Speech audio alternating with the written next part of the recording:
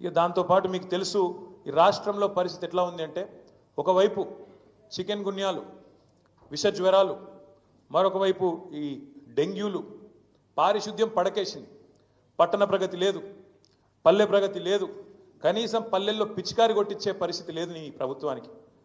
స్కూళ్ళలోనేమో chalk పీసులకు పైసలు లేవు, పల్లెల్లోనేమో పిచికారి కొట్టించేందుకు పైసలు లేవు, సర్పంచుల బిల్లులు ఇవ్వవు, ఆఖరికి పోలీసుల బండ్లల్లో మరి మమ్మల్ని అరెస్ట్ చేసి వాళ్ళని కొట్టబోయేటోళ్ళకి వాళ్ళకు కూడా మరి కనీసం వాళ్ళ బండ్లలో డీజిల్ పోసే ముఖం లేదు.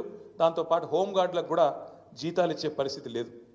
చెప్తూ పోతే ఒకటి రెండు కాదు, రాష్ట్రంలో ఒకవైపు హెల్త్ ఎమర్జెన్సీ పెట్టే పరిస్థితి ఉన్నది. అంత దారుణమైన పరిస్థితులు వాళ్ళ పిల్లలు ఎక్కడ చూసినా ప్రతి ఇంట్లో జ్వరాలతో అతలాకుతలమవుతున్నారు. ఇవన్నీ ఒకవైపు ఉంటే పాలనను పక్కన పెట్టి కేవలం కేసీఆర్ను, బీఆర్ఎస్ పార్టీని తెల్లారి లేస్తే తిట్టడమే ఒక పనిగా పెట్టుకొని ఒక పనికిమాలిన పాలన